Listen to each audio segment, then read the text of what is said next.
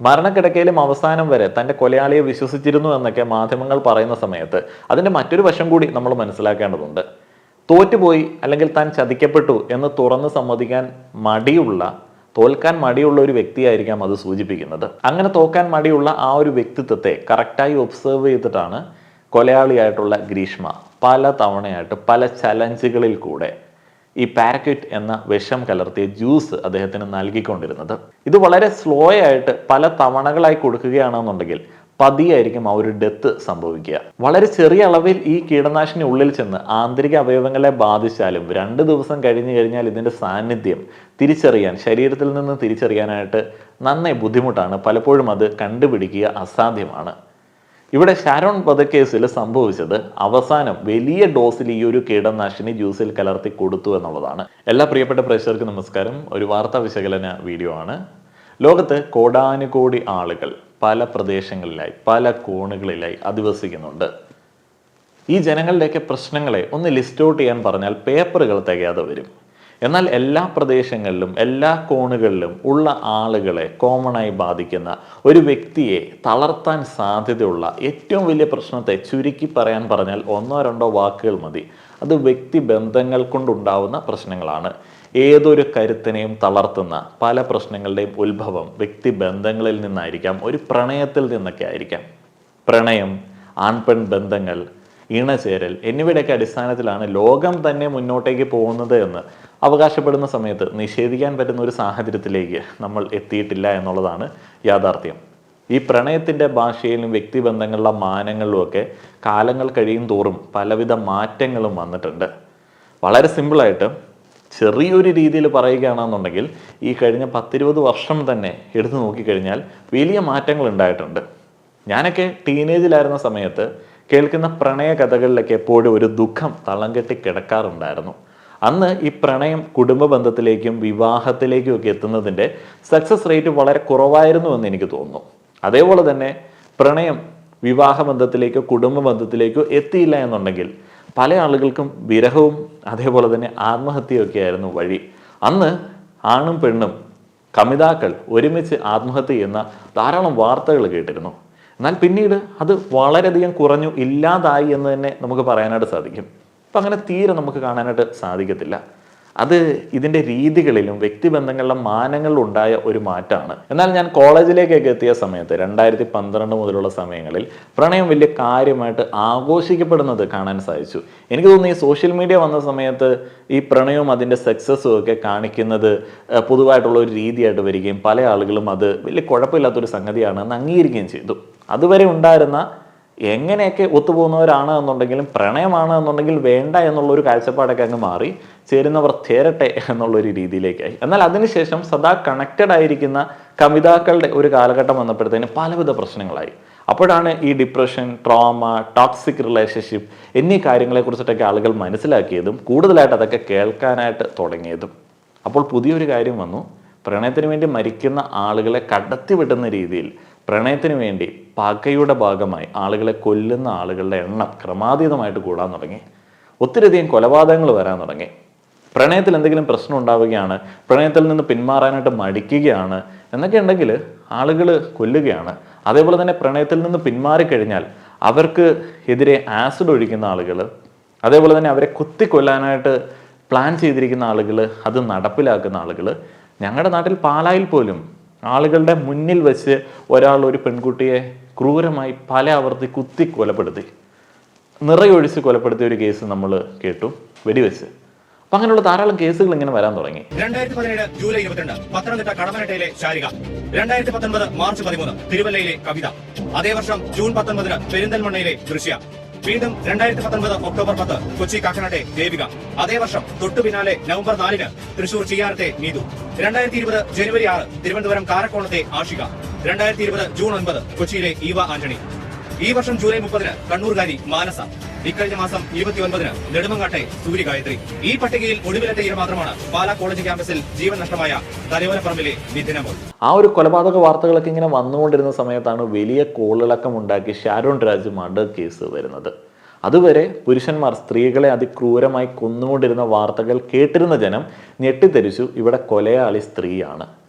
ഗ്രീഷ്മ എന്ന കാമുകിയായിരുന്ന കൊലയാളി അതിക്രൂരമായി ആസൂത്രണം നടത്തി ഷാരോൺ രാജിനെ കൊല്ലുന്നു. പ്രണയത്തിൽ നിന്ന് പിന്മാറാൻ വിസമ്മതിച്ചതുകൊണ്ടാണ് ആ ഒരു കൊലപാതകം നടത്തിയത് എന്ന് പ്രതി പറയുന്നു. ഇതെന്തോന്നാണ് കളി, എന്തോന്നാണ് പറ, റെക്കോർഡ് ചെയ്യണം പറ, എന്തോന്നാണ് ചലഞ്ച്, ഇതെന്തോന്നാണ് കളി, എന്തോന്നാണ് പറ. അതിക്രൂരമായിട്ടുള്ള ക്രിമിനൽ മെൻറ്റാലിറ്റിയോടുള്ള പ്ലാനിങ്, അതിൻ്റെ എക്സിക്യൂഷനാണ് വലിയ ജനരോഷം ഗ്രീഷ്മ എന്ന കൊലയാളിക്കെതിരെ ഉണ്ടാക്കിയത്. തെളിവുകളുടെ അഭാവത്തിലും സാക്ഷികളില്ലാത്തതിനാലും കേസിൽ നിന്ന് ഗ്രീഷ്മ പുറത്തേക്ക് പോകുമെന്നുള്ള ഒരു ചിന്ത, ഒരു ഡൗട്ട് ആളുകൾക്ക് പല ആവർത്തി ഉണ്ടായിരുന്നു. എന്നാൽ അവസാനം ഇന്ന് ഗ്രീഷ്മ കുറ്റക്കാരി തന്നെയാണ് എന്ന് കോടതി വിധിച്ചിരിക്കുകയാണ്. നാളെയാണ് ഈ കൊലയാളിക്ക് എന്ത് ശിക്ഷയാണ് നൽകാൻ പോവുക എന്നുള്ളത് അറിയാൻ കഴിയുക. ഈ തൂക്കുകയർ എന്ന് പറയുന്നത് പലപ്പോഴും ഒരു ലഘുവായിട്ടുള്ള ശിക്ഷയാണ് ക്രിമിനൽ മെൻറ്റാലിറ്റി ഉള്ള ആളുകൾക്ക് എന്ന് എനിക്ക് തോന്നാറുണ്ട്. വലിയ ശിക്ഷ നമ്മുടെ നാട്ടിൽ തൂക്കുകയറാണ്, അതിനുശേഷം ജീവപര്യന്തമാണ്. ഏതായാലും ഒരു ജീവപര്യന്തം കിട്ടട്ടെ എന്ന് നമുക്ക് പ്രതീക്ഷിക്കാം. ഈ ജീവപര്യന്തം എന്ന് പറയുമ്പോൾ അവർ ജയിലിൽ വളരെ സുഖമായിട്ട് ജീവിക്കുന്നു എന്ന് ആളുകൾക്ക് തോന്നാമെന്നുണ്ടെങ്കിലും ഒരു കുറ്റവാളിയായി ക്രിമിനൽ മെൻറ്റാലിറ്റി ഉള്ള ആളായി ആളുകളിൽ നിന്ന് അകറ്റി ഒരിടത്ത് മാറ്റി താമസിപ്പിക്കുക എന്ന് പറയുന്നത് പ്രതികളിൽ പല ആളുകൾക്കും കറക്ഷനൊക്കെ ഉണ്ടാവാൻ സാധ്യതയുള്ളൊരു കാര്യമാണ്. എന്നാൽ ഗ്രീഷ്മ എന്ന് പറയുന്ന ഒരു കൊലയാളി പരിവർത്തനം ഉണ്ടായി നല്ല ഒരാളായിട്ട് തിരിച്ചു വരണമെന്ന് ഞാൻ പ്രതീക്ഷിക്കുന്നൊന്നുമില്ല. അത്തരത്തിലുള്ള ഒരു ക്രിമിനൽ മെൻറ്റാലിറ്റി ഉള്ള ഒരാളെ വളരെ വെറുപ്പോടെ മാറ്റി നിർത്തുന്നതിൽ ഒരു സന്തോഷം കണ്ടെത്തുന്ന, ആശ്വാസം കണ്ടെത്തുന്ന ഒരു സാധാരണ വ്യക്തി തന്നെയാണ് ഞാൻ. എടി ചാട്ടനൊക്കെ വന്നു, പക്ഷെ ചാട്ടൻ്റെ അടുത്തൊന്നും പറയാൻ പറ്റൂലല്ലേ, ഇതേപോലെ കഷായം കുടിച്ചാൽ. ഞാൻ വീട്ടിൽ പറഞ്ഞ ഒരു മറ്റേ നമ്മൾ അന്ന് കുടിച്ചില്ല, ഒരു എക്സ്പയറി ഡേറ്റ് കഴിഞ്ഞത്, ഒരു കയ്പുള്ള മായ നമ്മളന്ന് കുടിച്ചില്ലേ, അതേപോലത്തെ ഒരു സാധനം കുടിച്ചെന്നാണ് ഞാൻ പറഞ്ഞത്. അങ്ങനെ അത് കുടിച്ചത് തൊട്ട് ഛർദ്ദിൽ തുടങ്ങിയെന്നാണ് ഞാൻ വീട്ടിൽ പറഞ്ഞത്. പക്ഷെ എനിക്കും ഈ ജ്യൂസിന് എന്തോ ഡൗട്ട് തോന്നണ്.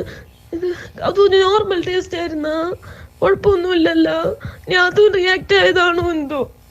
ഷാരോൺ രാജ്, ഗ്രീഷ്മ, അവർക്കിടയിലെ പ്രണയം, കൊലപാതകത്തിലേക്ക് നയിച്ച സാഹചര്യങ്ങൾ എന്നിവയിൽ നിന്ന് കൃത്യമായി ചില കാര്യങ്ങൾ മനസ്സിലാക്കേണ്ടതുണ്ട്. ഈ ഒരു കാലഘട്ടത്തിൽ വളരെ റെയർ ആയിട്ടുള്ള ഒരു കേസാണ്, എന്നാൽ അതിൽ വളരെ ഇൻട്രസ്റ്റിംഗ് ആയിട്ടുള്ള ചില റിയലൈസേഷൻസ് ആളുകൾക്ക് വരാൻ സാധ്യതയുണ്ട്. ഈ ഒരു ക്രൈമിൽ വലിയ പങ്ക് വഹിച്ച ആളുകളാണ് ഈ ഗ്രീഷ്മ എന്ന വ്യക്തിയുടെ കുടുംബം. ആ ഒരു കുടുംബത്തിൽ ഇപ്പോൾ അമ്മാവൻ മാത്രമാണ് കുറ്റക്കാരനെന്ന് കോടതി പറഞ്ഞിരിക്കുന്നത്. അമ്മയെ വെറുതെ വിട്ടുവെന്നും അറിയാൻ കഴിഞ്ഞു. പക്ഷെ ആ ഒരു കുടുംബത്തിൻ്റെ റോള് ഇതിൽ കൃത്യമായിട്ട് നമ്മൾ എടുത്തു പറയേണ്ടതാണ്. അച്ഛനും അമ്മയും കൃത്യം നടത്താൻ വേണ്ടി മകൾക്ക് വേണ്ടി വീട്ടിൽ നിന്നും മാറിക്കൊടുത്തു. അമ്മാവൻ തെളിവ് നശിപ്പിച്ചു, കീടനാശിനി വാങ്ങിയതും അമ്മാവൻ തന്നെ. എന്തിനു വേണ്ടിയാണ് അവർ ഈ ഒരു ക്രൂരകൃത്യത്തിന് കൂട്ടുനിന്നത്? മറ്റൊരു വിവാഹം മകൾക്ക് നടത്തി കൊടുക്കാൻ വേണ്ടി. മകളെന്ന് പറയുന്നത് കൃത്യം നടക്കുന്ന സമയത്ത് വലിയ പ്രായമുള്ള ഒരു വ്യക്തിയൊന്നും ആയിരുന്നില്ല.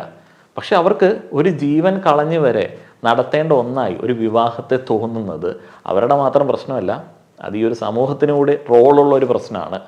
അതേപോലെ തന്നെ ഒരു വിവാഹം നടക്കാൻ വേണ്ടി ഒരു വ്യക്തിയെ സ്ലോ പോയിസൺ കൊടുത്ത് കൊല്ലാം, ഇല്ലാതാക്കാം എന്ന് തോന്നിയ ആ ഒരു ചിന്തയും വളരെ പ്രോബ്ലമാറ്റിക് ആണ്. പല വാർത്തകളിൽ നിന്ന്, പല സോഴ്സുകളിൽ നിന്ന്, പല വ്യക്തികളിൽ നിന്ന് മനസ്സിലാക്കിയ കാര്യങ്ങളുടെ അടിസ്ഥാനത്തിൽ പറയുകയാണെന്നുണ്ടെങ്കിൽ രണ്ട് പ്രധാനപ്പെട്ട കാരണങ്ങൾ കൊണ്ടാണ് കുടുംബം ഈ ഒരു ക്രൂരകൃത്യത്തിന് കൂട്ടുന്നത്.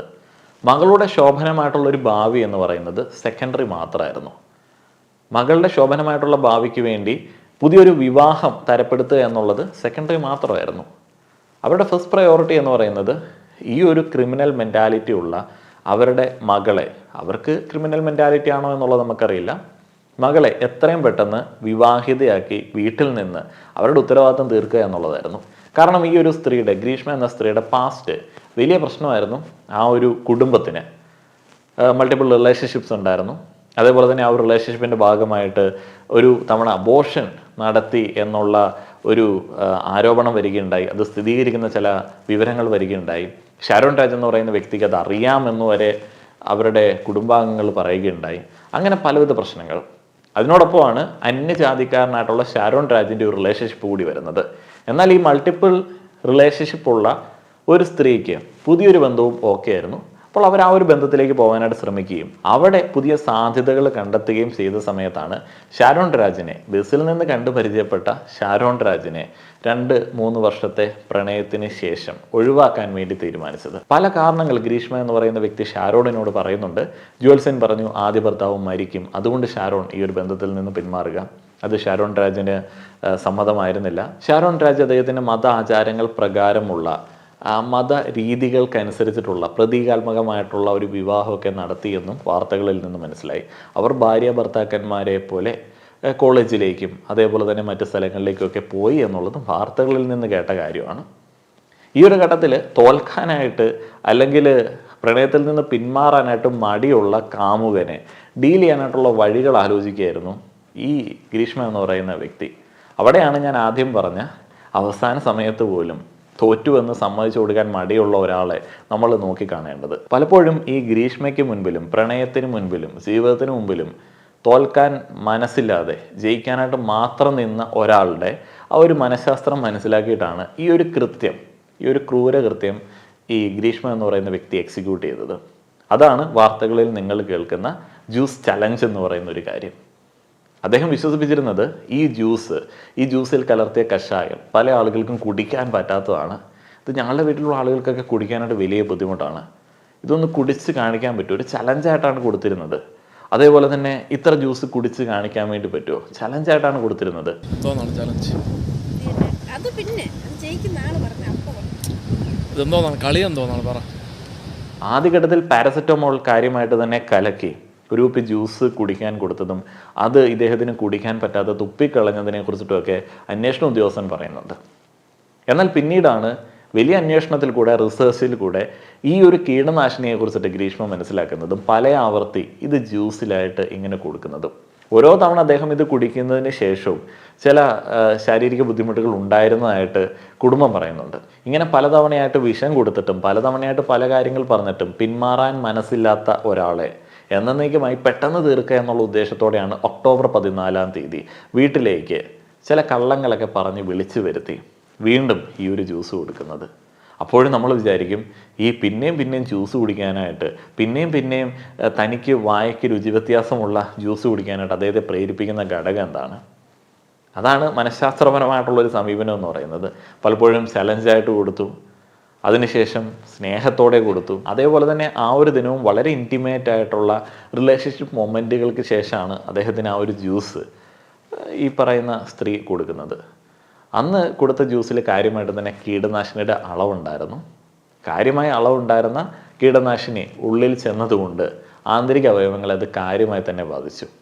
ഈ കീടനാശിനി ശരീരത്തിനുള്ളിൽ കിടന്ന് പ്രവർത്തിക്കാൻ തുടങ്ങിയ ആ ഒരു സമയം മുതൽ വേറെ ഭക്ഷണമൊക്കെ കഴിക്കാനായിട്ട് ഈ ഷാരോൺ എന്ന് പറയുന്ന മരിച്ച വ്യക്തിക്ക് പറ്റുന്നുണ്ടായിരുന്നില്ല. വിണ്ട് കീറുക, ആന്തരിക അവയവങ്ങൾ ദ്രവിച്ചു തുടങ്ങിയതിൻ്റെ ലക്ഷണമായിട്ട് പല കളറിലുള്ള ദ്രാവകം ഛർദിലായി പുറത്തേക്ക് വരിക, അതേപോലെ ഭക്ഷണം കഴിക്കാൻ സാധിക്കാത്ത ആ ഒരു വ്യക്തിക്ക് മലവിസർജനത്തിൽ കൂടെ ബ്ലാക്ക് കളറിൽ രക്തം പുറത്തേക്ക് പോവുക, എന്നീ രീതിയിൽ അതിദാരുണമായിട്ടുള്ള അവസ്ഥയിൽ കൂടെയാണ് പിന്നീടുള്ള ദിനങ്ങൾ അദ്ദേഹം കടന്നുപോയത്. പല ക്ലിനിക്കുകളിലായിട്ടും പ്രാഥമിക ആരോഗ്യ കേന്ദ്രത്തിലായിട്ടും മെഡിക്കൽ കോളേജിൽ ആദ്യ ഒരു തവണയും പിന്നീടും ഒക്കെ അദ്ദേഹം ചികിത്സ തേടുന്നുണ്ട്. ഡോക്ടർമാർക്ക് ഒരു ഘട്ടത്തിൽ തന്നെ മനസ്സിലാവുന്നു ഇത് ഭക്ഷ്യ വിഷബാധയാണ്, കീടനാശിനി ഉള്ളിലേക്ക് ചെന്നിട്ടുണ്ട്. അത് എങ്ങനെ വന്നു എന്നുള്ളതിനെ കുറിച്ചിട്ട് തൻ്റെ സുഹൃത്തിനോട് ഷാരോൺ പറഞ്ഞ കാര്യത്തിൽ നിന്ന് കുടുംബാംഗങ്ങൾക്ക് കൃത്യമായിട്ടുള്ളൊരു ധാരണയുണ്ടായിരുന്നു. ഷാരോൺ രാജ് ഈ ഒരു ഘട്ടത്തിലും ജീവിതത്തിലേക്ക് തിരിച്ചു വരുമെന്ന് കുടുംബം പ്രതീക്ഷിച്ചിരുന്നു. ഷാരോൺ രാജിന് ഒപ്പം അവസാനമായി ഗ്രീഷ്മയുടെ വീട്ടിലേക്ക് പോയ സമയത്ത് ഒരു സുഹൃത്തുണ്ടായിരുന്നു. ആ ഒരു സുഹൃത്ത് പറഞ്ഞിരുന്നു വീട്ടിൽ നിന്ന് ഇറങ്ങിയതിന് ശേഷം മുതൽ തന്നെ കാര്യമായിട്ടുള്ള വൊമിറ്റിങ് ഷാരോൺ അനുഭവപ്പെട്ടിരുന്നു. അതിനുശേഷമാണ് സഹോദരൻ അടക്കം അറിയുന്നത് അവിടെ നിന്ന് ജ്യൂസ് കുടിച്ചിട്ടുണ്ട് എന്നുള്ളത്. ഗ്രീഷ്മയുടെ പങ്കിനെ പറ്റി അന്ന് മനസ്സിൽ തോന്നിയ സംശയങ്ങൾ ഗ്രീഷ്മയോട് ഈ ഷാരോണിന്റെ സഹോദരൻ നിരന്തരം ചോദിച്ചിരുന്നു. പക്ഷേ ഒരു കൊടും ക്രിമിനലിന്റെ ഉരുണ്ടുകളി ഗ്രീഷ്മയുടെ വാക്കുകളിൽ വ്യക്തമായി. ഷാരോണിന്റെ സഹോദരനുമായുള്ള ഗ്രീഷ്മയുടെ സംഭാഷണം നമുക്ക് ഈ ഒരു ഘട്ടത്തിൽ കേൾക്കാം. ഞാൻ കഴിച്ചോണ്ടിരുന്നത് എനിക്ക് ഒരു പ്രശ്നവും അല്ലല്ലേ, എല്ലാവർക്കും ഒരു പ്രശ്നം വരൂല, മനസ്സിലായോ? എല്ലാവരും ബോഡി ഒരേപോലെ അല്ലല്ലോ, സെൻസിറ്റിവിറ്റി വ്യത്യാസം ഉണ്ടല്ലോ. അപ്പൊ അത് ചിലർക്ക് വായിൽ അൾസറൊക്കെ ഉണ്ടാകാനുള്ള ചാൻസ് ഉണ്ട്. അപ്പൊ അതറിയാനാണ് ചോദിച്ചപ്പോ പുള്ളി അല്ല ഡോക്ടർ എന്താ കോഴിക്കോടാണ് കോഴിക്കോട് എന്നാണ് പറഞ്ഞത്. പുള്ളി വീട്ടിൽ വന്ന ചികിത്സ ഒരിക്കൽ വീട്ടിൽ വന്നായിരുന്നു. ഇവിടെ എന്തോ ആവശ്യത്തിന് വന്ന സമയത്താണ് ചേച്ചി വിളിച്ചോണ്ട് വന്നത്. ഒരിക്കൽ വീട്ടിൽ വന്ന് എന്നെ നോക്കിയിട്ട് പോയതാ. അപ്പോഴാണല്ലേ മരുന്ന് എഴുതിയത്? അപ്പോഴാണ് എഴുതിയത്. ഫുള്ള് കിഡ്നിയിലും ലിവറിലും ഇൻഫെക്ഷൻ ഉണ്ട്. അപ്പൊ അതിനിപ്പോ ഇത് എന്താണെന്ന് അറിയണം. അതിനുവേണ്ടിയാണ് നിങ്ങളടുത്ത് ചോദിച്ചത്. അപ്പൊ പുള്ളിയുടെ നമ്പറോ പ്രിസ്ക്രിപ്ഷനോ കിട്ടുമെങ്കിൽ അതൊന്ന് തന്ന വലിയ ഉപകാരമായിരുന്നു. അല്ലെങ്കിൽ കുപ്പിയുടെ നിങ്ങൾ കുപ്പി കഴുകി എന്തോ വെച്ചെന്ന് പറഞ്ഞില്ലേ? സ്റ്റിക്കർ എന്തോ കളഞ്ഞിട്ട് കഴുകി എന്തോ വെച്ചെന്ന്. അപ്പൊ അതിന്റെ അടപ്പിന്റെ ഫോട്ടോ ഒന്ന് എനിക്കൊന്ന് ഇപ്പൊ എടുത്തിട്ടൊന്ന് അതിന്റെ വാട്സാപ്പിൽ ഒന്ന് അയച്ചാൽ മതി. ഫാർമസി എന്ന് പറഞ്ഞ കുപ്പി ആകുമ്പോഴത്തേക്കും അടപ്പിൽ ലേബൽ ഉണ്ടാവും, അല്ലാതെ പറ്റൂലല്ലോ. ഞാൻ ഇതല്ലേ ആയുർവേദ ഡോക്ടറല്ലേ, എനിക്കറിയാലോ. എനിക്ക് ഫുൾ ബോട്ടിലല്ല തന്നത്, എനിക്ക് പകുതിയോളം ഒഴിച്ചാണ് തന്നത്. അതെ, പിന്നെ സ്റ്റിക്കർ ഇളക്കി കളഞ്ഞെന്ന് പറഞ്ഞു. അതിന്റെ ലേബലൊന്നും ഇല്ല. അതിനൊക്കെ പറഞ്ഞ ദിവസം ഞാൻ ഒഴിച്ച് അതിനെടുത്ത് നോക്കി. മേബി അതിൽ എഴുതിയിട്ടുള്ള നെയിം ഒന്നും ഞാൻ നോക്കിയിട്ടില്ല. പതിവ് സ്റ്റിക്കർ ഉണ്ടായിരുന്നു. ഏത് സ്റ്റിക്കർ ആണെന്ന് എനിക്കറിയില്ല. അമ്മ എനിക്ക് ഒഴിച്ചു തരാനാണ് പതിവ്. എന്റെ കയ്യിലൊന്നും തരുന്നില്ല. എന്തെങ്കിലും ഒരു ക്ലൂ അതിൽ കിട്ടുമെങ്കിൽ കഴിക്കാൻ വേണ്ടി ഞാൻ പോയി നോക്കിയിട്ടാണ് ഞാൻ പറഞ്ഞത്. ഇങ്ങനെ കഴുകിയെല്ലാം ഇട്ട് മാറ്റിയിടാൻ ഇതൊന്നും ഇല്ല എന്ന് പറഞ്ഞിട്ട്. ഈ ജ്യൂസിൽ എന്തോ കലകിയിട്ടുണ്ട്, അത് വിഷമാണ് എന്നുള്ളത് സഹോദരൻ മനസ്സിലാക്കി. അത് വളരെ തന്ത്രപരമായിട്ട് ഗ്രീഷ്മയിൽ നിന്ന് മനസ്സിലാക്കിയൊക്കെ അദ്ദേഹം ചെയ്തു. അത് അന്വേഷണ ഉദ്യോഗസ്ഥർക്ക് അന്വേഷണത്തിന് വലിയ ഹെൽപ്ഫുൾ ആയിട്ടുണ്ട്. ആ ഒരു ഘട്ടത്തിലും ജീവിതത്തിലേക്ക് തിരിച്ചു വരുന്ന ഷാരോണിനെ പറഞ്ഞ് മനസ്സിലാക്കാൻ വേണ്ടിയാണ് സഹോദരൻ ഈ ഒരു കാര്യങ്ങളൊക്കെ മനസ്സിലാക്കുന്നതും ആ തെളിവുകൾ ശേഖരിക്കുന്നതും. എന്നാൽ ഷാരോൺ പിന്നീട് ജീവിതത്തിലേക്ക് തിരിച്ചു വരുന്നില്ല. ആദ്യഘട്ടത്തിൽ പോലീസ് ഉദ്യോഗസ്ഥരുടെ അന്വേഷണം വളരെ സ്ലോ ആയിരുന്നു. ഷാരോൺ രാജ് മരിക്കാനായി കിടക്കുന്ന ആ ഒരു സമയത്തും കൃത്യമായി ഗ്രീഷ്മയെ ചോദ്യം ചെയ്തില്ല എന്നും ആ ഒരു വിഷം കണ്ടുപിടിക്കാൻ പറ്റുന്ന സാഹചര്യങ്ങൾ ഉപയോഗിച്ചില്ല എന്നും ആക്ഷേപമുണ്ട്. എന്നാൽ പിന്നീട് മരണശേഷം അന്വേഷണം കാര്യമായി തന്നെ പുരോഗമിച്ചു. തെളിവുകൾ കാര്യമായി തന്നെ പോലീസ് ശേഖരിച്ചു. പല ചാർജുകൾ അതിൽ ഗ്രീഷ്മയ്ക്കെതിരെ പോലീസ് ചുമത്തിയിട്ടുണ്ട്.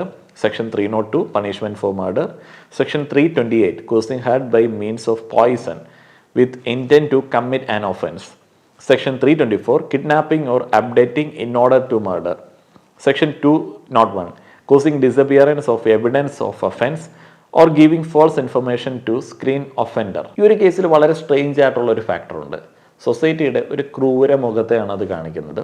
നമ്മളിവിടെ എപ്പോഴും എടുത്തു പറയുന്ന സംസ്കാരം, കുടുംബ ബന്ധം, മാതാപിതാക്കൾ എന്നിവിടെയൊക്കെ ഒരു ഡാർക്ക് സൈഡിനെയാണ് അത് കാണിക്കുന്നത്. മകൾക്ക് ശോഭനമായിട്ടുള്ള ഒരു ഭാവിക്ക് വേണ്ടിയാണോ ഇവർ ഈ ഒരു കൊലപാതകത്തിന് കൂട്ടുന്നത്? അല്ലെങ്കിൽ തൻ്റെ പ്രണയത്തിന് വേണ്ടിയാണോ ഗ്രീഷ്മ ഈ ഒരു ക്രൂരകൃത്യം ചെയ്തത്? അല്ല, വേറെ ചില സാമ്പത്തികമായിട്ടുള്ള സ്വാർത്ഥതയുടെ ലാഭങ്ങൾക്ക് വേണ്ടിയാണ് ഇവിടെ ഈ ഒരു കൊലപാതകം നടത്തിയത്. നമ്മൾ പല കേസുകളിലും കേട്ടിട്ടുണ്ട്, പ്രണയത്തിന് വേണ്ടി നിലവിലുള്ള ഭർത്താവിനെ കൊന്നു, ഭാര്യയെ കൊന്നു, അല്ലെങ്കിൽ മാതാപിതാക്കളെ ഇല്ലാതാക്കാൻ ശ്രമിച്ചു, മക്കളെ ഇല്ലാതാക്കാൻ ശ്രമിച്ചു.